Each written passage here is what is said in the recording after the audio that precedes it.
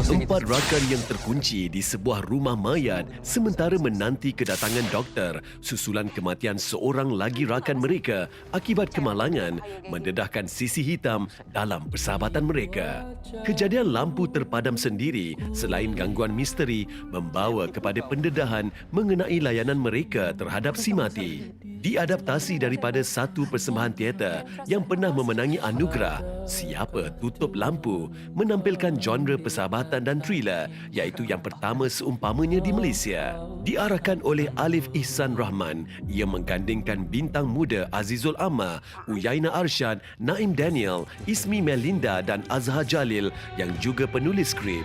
Ingin tahu apakah empat rakan ini selamat keluar daripada bilik mayat itu? Siapa Tutup Lampu telah memulai tayangannya di Astro First bermula 25 November lalu. Dia nak tanya. Zizan Razak kembali ke layar perak terbaru menerusi filem komedi seram Rumah Maduku Berhantu arahan Datuk Profesor Dr. A. Razak Muhaiddin yang memulai tayangannya pada 2 Disember 2021. Lakon popular itu yang sering memberikan box office pada filem lakonannya kali ini bergandingan dengan Rita Rudaini dan Nadia Bryan.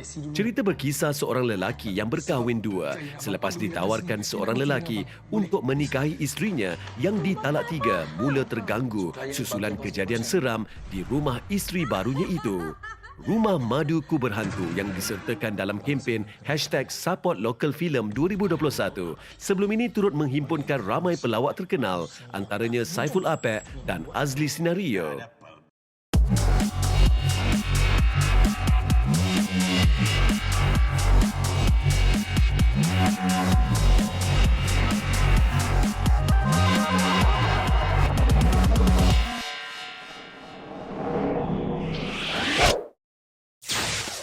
Ada model sekali. Ram? Penerimaan diberikan penggemar naskah Melayu, khususnya seolah-olah showbiz membentangkan permaidani merah buatnya. 2 tahun ini namanya meniti di banyak bibir dan ternyata mereka tidak hanya membicarakan tentang tampang pelakon yang dikenali sebagai Han Hakim ini. Berlatar pendidikan dalam jurusan perakawanan dan kewangan, dia yang diperkenalkan menerusi drama Cari Aku di Syurga dengan wataknya sebagai Arif pada 2019. Bagaimanapun tidak pernah menduga akan bergelar anak seni. Tak pernah seumur hidup pun Han terfikir untuk jadi seorang pelakon, tapi percaturan Allah ni lebih hebat dan Han sangat-sangat bersyukur perkara itu berlaku. Dipendekkan cerita, Han pergi casting dan Han dapat. Selepas itu ada buat satu daily dan sebagainya. Han ada debut satu drama cerita Cari Aku di Syurga. So dengan itulah Han pelan-pelan mengukuhkan diri dalam industri seni.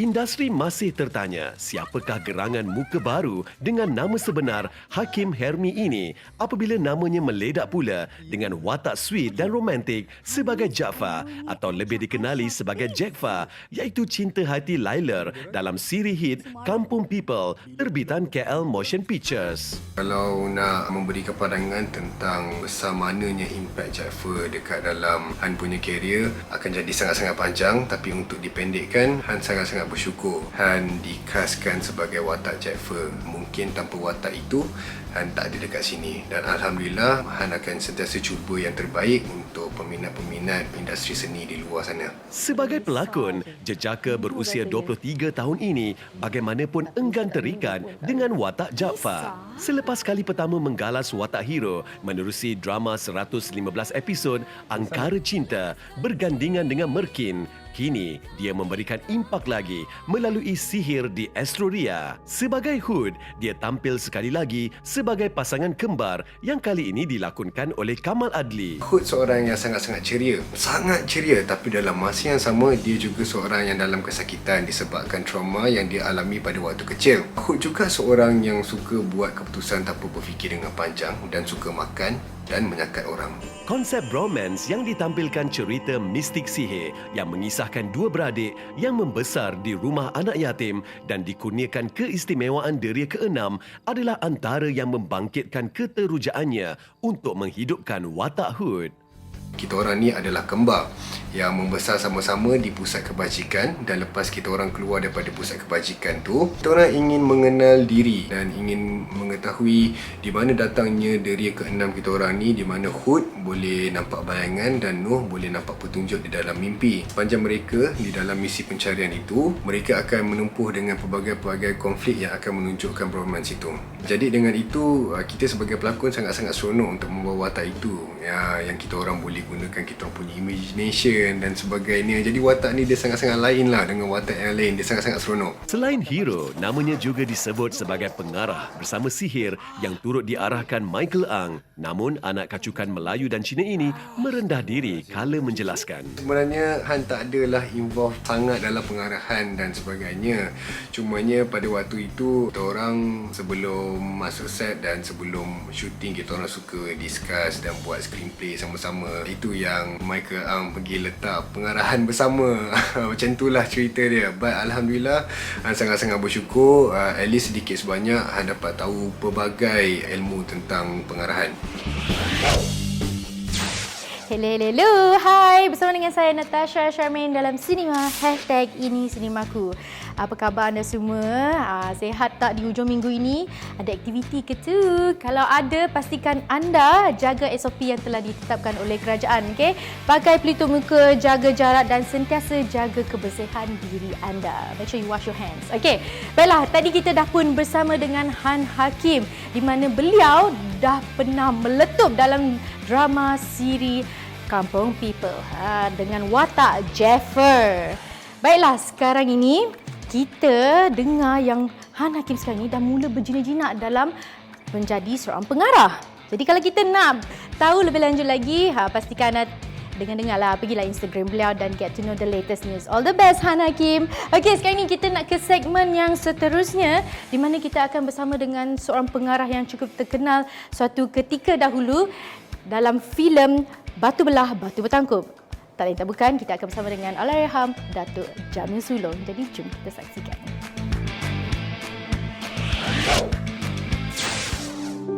Dilahirkan pada 6 Ogos 1926, Allahyarham Datuk Jamil Sulong merupakan seorang pengarah filem, pelakon dan penulis lirik yang dari Parit Sulong, Johor.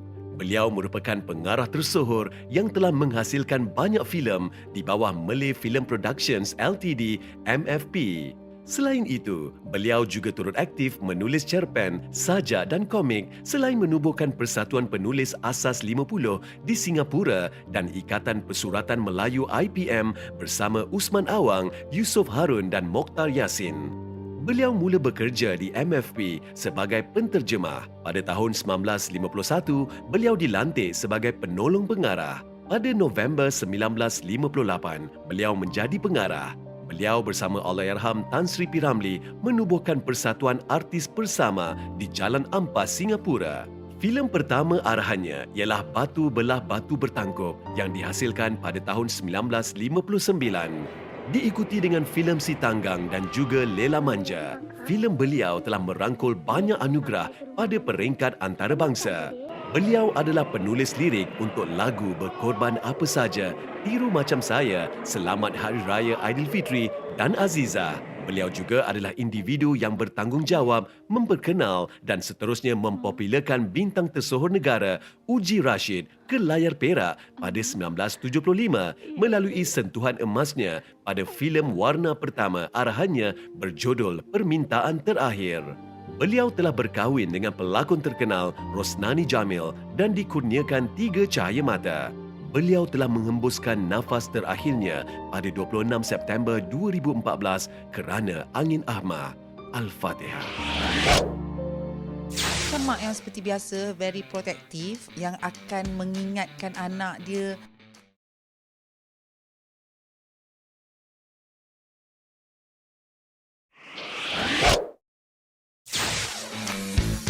Dikenali sebagai penyanyi dan pelakon popular yang banyak memberi sumbangan dalam muzik Cantonese pop di Hong Kong. Beliau juga menjadi idola dan digelar sebagai Daughter of Hong Kong. Pernah mengadakan konsert di London dan sejak itu beliau mendapat gelaran Madonna of the East. Merupakan anak bongsu dari 4 orang adik-beradik, kakak sulung beliau Anne Mui juga seorang penyanyi. Sejak zaman kanak-kanak lagi, beliau telah menyanyi di beberapa buah kelab selama 10 tahun. Kariernya sebagai penyanyi bermula pada tahun 1982 atas dorongan kakaknya dan telah memenangi pertandingan New Talent Singing Award dengan menewaskan 3,000 orang peserta. Pada ketika itu, beliau menyanyikan lagu The Windy Season, lagu Paula Sui. Manakala pada tahun 1983 dan 1984, beliau telah memenangi RTHK Top Gold Songs Award 2 tahun berturut-turut. Album pertamanya bertajuk Red telah dikeluarkan pada tahun 1983. Sepanjang kariernya, beliau telah menghasilkan 50 buah album. Album Bad Girl yang dikeluarkan pada tahun 1985 telah dijual sebanyak 400,000 salinan dan memperolehi 8 anugerah platinum. Beliau memulakan karier sebagai pelakon pembantu pada tahun 1984 menerusi filem Behind the Yellow Line dan telah memperolehi anugerah pelakon pembantu wanita terbaik di Anugerah Filem Hong Kong. 3 tahun selepas itu, menerusi filem Rogue, beliau berjaya memenangi anugerah pelakon wanita terbaik di Golden Horse Awards dan Anugerah Filem Hong Kong serta beberapa anugerah lagi. Beliau telah berlakon dalam 46 buah filem sepanjang kariernya sebagai pelakon. Pada 30 Disember 2003, beliau telah menghembuskan nafas terakhirnya kerana menderita penyakit barah. Hello, welcome back to Cinema. #ini Cinemaku bersama dengan saya Tasha. Okey, tadi kita dah pun bersama dengan seorang pelakon dan juga penyanyi yang cukup terkenal di Hong Kong suatu ketika dahulu, iaitu Anita Mui. Walaupun beliau sudah tiada, tapi namanya masih lagi diingati dan tidak dilupai. Okey, sekarang ni kita nak ke segmen yang seterusnya di mana kita nak bertrivia bersama dengan Farah Ahmad, seorang pelakon yang cukup terkenal dan beliau dalam filem Tombiro pakai suit latex berjam-jam. And yang paling kritikal lagi, beliau diberi cabaran untuk hafal dialog dalam bahasa Kadazan Dusun. Jadi jom kita bersama dengan Farah Ahmad. Let's go. Jangan percaya pada semua yang kau nampak. Sukar untuk tidak mengagumi Farah Ahmad, antara pelakon yang sentiasa memberikan majlis pada apa jua watak yang diberikan. Nafas yang dihembuskan ke dalam setiap watak tidak pernah gagal membangkitkan pesona. Roh, sebuah filem seram arahan Emir Izwan, barangkali antara yang menyaksikan kemunculan yang cukup membekas buat audiens. Dicalon untuk Malaysia mencuba nasib di pentas Oscars baru ini, biarpun tidak tersenarai ke peringkat akhir, menurutnya peluang menghidupkan watak mak menerusi filem itu cukup mengujakannya. Macam mak yang seperti biasa, very protective, yang akan mengingatkan anak dia dari masa ke semasa dengan pengalaman hidup. Macam dulu kita kan selalu orang kata macam mak-mak kita mesti akan cakap sebelum tidur cuci kaki, kadang mimpi. Ada perangai-perangai mak dia macam tu, very sangat protective. Walaupun dia tahu benda tu kejadian sudah menjadi mitos, lokasi dia memang mencabarlah sebab dalam hutan nyamuk banyak, dia payah mati kan. Waktu penggambaran tak ada sangatlah mencabar sebab kita dah memang mungkin sebabkan Farah dah biasa membawa cerita berat. Salah satu look dia dengan tempat syuting dia memang Farah punya wishlist kan, buat cerita yang comot-comot yang aku tak payah nak fikir aku pakai baju apa, lantaklah make up aku macam mana, aku just jaga aku punya acting je. Wah, cerita comot. Okey, aku nak buat. Dia bukan pergi ke bayaran dulu tau. Yang itu saya pergi ke naskah jugalah. Pengalaman berbeza namun cukup bermakna diraihnya menerusi Tombiro Penunggu Rimba pada 2017 yang diangkat daripada novel tulisan Ramli Awang Mursyid. Sebagai Monsiroy, filem mengenai dendam seorang lelaki bertopeng yang tidak berwajah manusia arahan Saif Larni itu, cabaran buat Farah datang bersama sepasang sut getah yang menyeksakan. Cabaran dia pakai latex tu. Ya Allah, ya Tuhanku. Bila nak prepare buat mold pun kita sesak nafas sebab makin lama makin kering, makin dia ketat tau. Memang kena relax. Special effect tu siap buat lubang kat hidung, letak straw bagi kita. Relax Farah.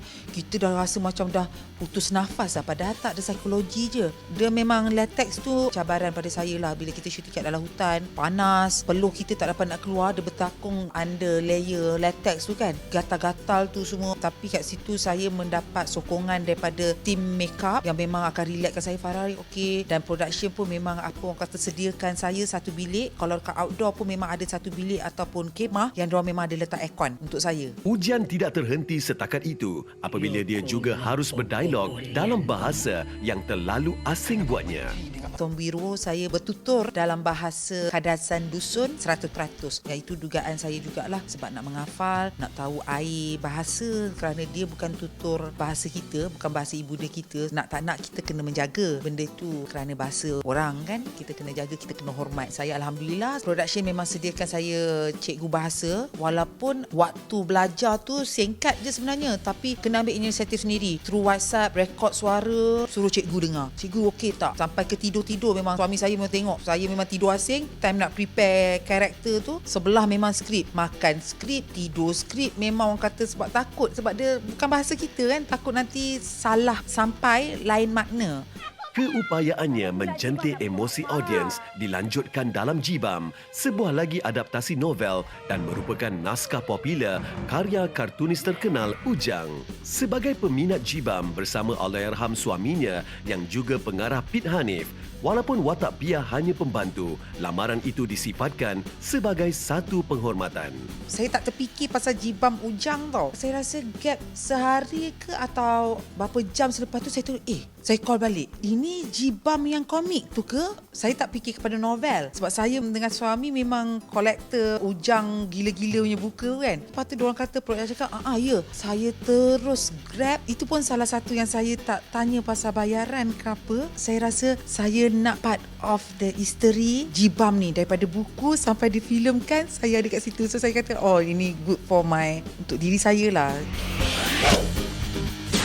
Pada 25 November lalu telah berlangsung majlis perasmian mydigital.kkmm oleh Menteri Komunikasi dan Multimedia yang berhormat Tan Sri Anwar Musa menerusi portal mydigital.kkmm dan secara langsung di Facebook Kementerian. mydigital.kkmm merupakan inisiatif transformasi digital negara untuk mendidik dan membolehkan rakyat memanfaatkan landscape digital di Malaysia seperti perkhidmatan mudah alih, internet dan jalur lebar.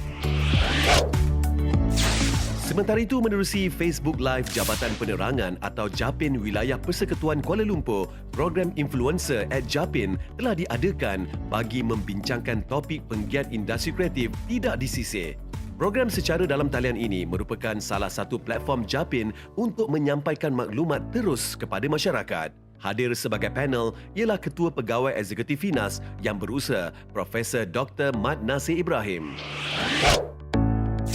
Terdahulu pada 24 November lalu, Profesor Dr. Mat Nasir telah menghadiri Forum Karyawan Muda dan Kandungan Digital ke-6 Anjuran Institut Kesenian dan Kajian Media Malaysia atau Semesta di Pawagam Mini P. Ramlee, Finas, Hulu Kelang. Diadakan secara dalam talian dengan kerjasama Finas, forum itu merupakan platform sinergi industri karyawan muda dengan komponen pembangunan ilmu, perkongsian kepakaran dan eksplorasi seni. Dihadiri penggiat filem serta pelajar perfilman, sesi pagi forum dikendalikan pengarah dan penerbit Amir Muhammad selain Brenda Danka, Eva Desa dan Wong Tuk Cheong, manakala sesi malam berjudul Naskah ke Layar Perak, Rebet Sapu disertai pengarah dan penulisnya Muzammil Rahman. Pawagam dalam talian pertama tempatan, filem Wallet Premium Video On Demand atau filem Wallet PVOD dilihat bakal merevolusi industri pawagam negara dengan penyediaan platform hiburan digital yang memberi ruang kepada penggiat filem bukan daripada industri arus perdana. Dilancarkan di GSC Cinema Tropicana Mall, Kota Damansara pada 25 November lalu, ia ditawarkan pada harga serendah RM1.90 bagi setiap filem. Mudah diakses tanpa perlu langganan. Platform ini dilihat bakal memberi kesan positif kepada ekosistem industri filem tempatan dengan mengkhususkan tontonan filem untuk festival, filem pendek dan pembikin filem baru. Selain karya tempatan, ia juga menawarkan ratusan kandungan terkenal daripada seluruh dunia, antaranya Amerika Syarikat, China, Eropah dan Hong Kong.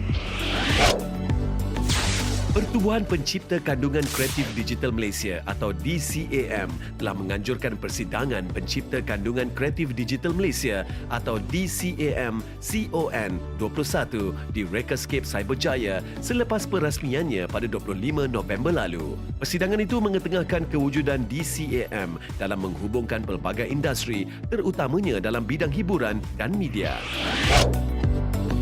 Faham dan appreciate tentang seni Kelantan. Lalu saya terasa, alah ruginya aku. Aku datang dari sana tak tahu.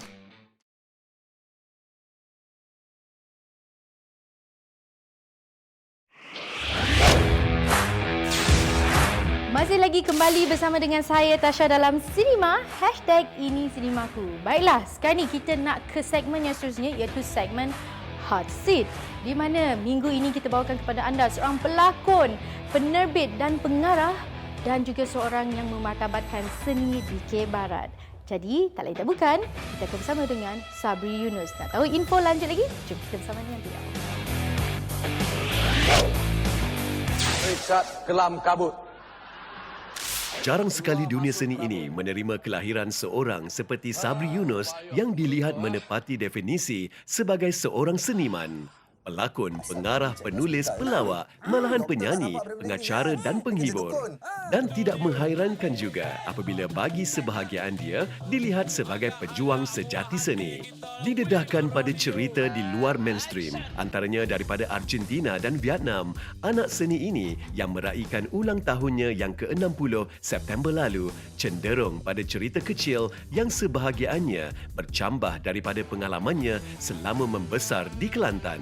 Saya lebih suka isu peribadi yang kita angkat akhirnya menjadi sebuah isu nasional. Ketika itu saya rasa, wah di Kelantan sangat banyak benda yang Kelantan tidak pernah disentuh oleh mana-mana pengkarya. Cuma ada beberapa penulis novel yang saja mengangkat cerita-cerita macam tu. Jadi saya tertarik dengan itu. Dan saya percaya pertama sebab saya lebih dekat dengan sisi cerita-cerita macam tu. Walaupun seusia 21 tahun saya telah meninggalkan Kelantan datang ke Kuala Lumpur, tetapi pengalaman 21 tahun sebelum itu, alhamdulillah mujurnya pergaulan saya ketika itu saya rasa sangat memberi makna pada kehidupan saya. Jadi pengalaman-pengalaman itulah yang saya kutip dan saya garapkan. Dan saya percaya inilah cerita yang harus saya bercerita. Lagi satu, saya memegang konsep apa saja boleh jadi cerita. Tapi bagaimana kita nak bercerita, itu saja.